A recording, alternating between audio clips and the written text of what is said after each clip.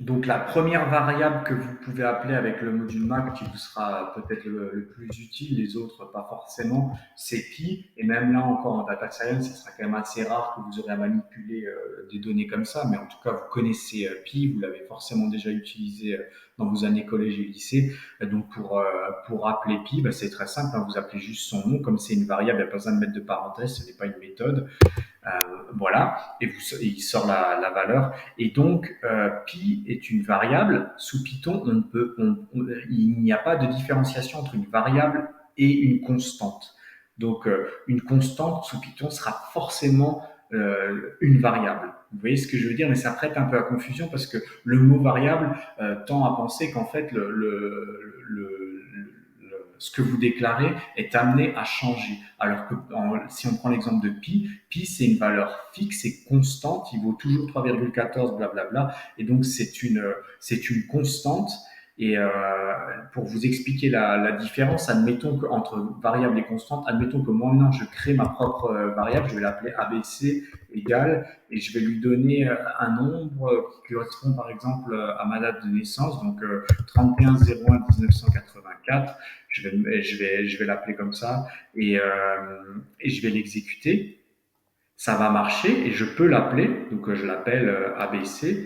Donc j'ai créé un nombre entier, je l'ai assigné dans une variable qui s'appelle ABC et ensuite je peux l'appeler et ça va marcher. Ça marchera tout le temps et je peux aussi le faire en majuscule parce que Python est sensible à la casse.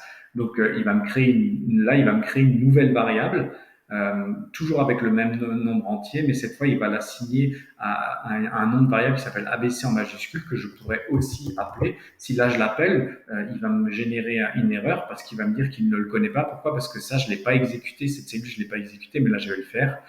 Et maintenant, il me l'a généré. Alors, quelle est la différence entre ABC en minuscule et ABC en majuscule? Eh bien, en fait, si vous voulez préciser dans votre code que la variable, ça sera un nombre constant. Pourquoi constant? Ben là, imaginons que ce que je fais, c'est que je veux donner ma date de naissance. Ma date de naissance ne va plus jamais évoluer, donc c'est pas quelque chose qui va changer. Donc comme c'est une constante, pour préciser que c'est une constante, il y a une convention sous Python qui précise qu'en fait votre variable vous la mettez en majuscule. Si par contre je voulais donner mon âge, à ce moment-là, je le mettrai en minuscule âge égale 39 et je le mettrai comme ça. Pourquoi? Parce qu'en fait, mon âge est amené à évoluer. Donc, l'année prochaine, il sera à 40, l'année d'après, il sera à 41. Et donc, comme là, on sera sur un format variable, donc qui va varier, on le met en minuscule. Je pense que vous comprenez l'idée.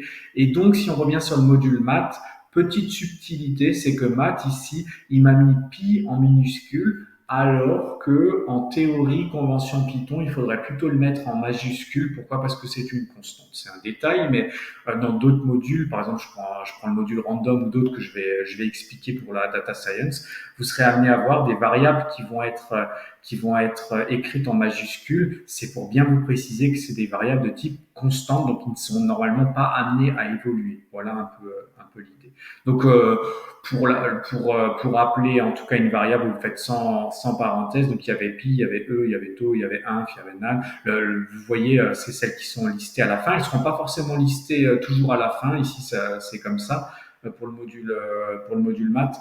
Et en l'occurrence, la seule que vous serez potentiellement avoir besoin d'utiliser, on va dire couramment, c'est pi. Et vous pouvez le faire de la même façon avec NumPy. Hein. Si j'importe NumPy, je fais import NumPy as NP.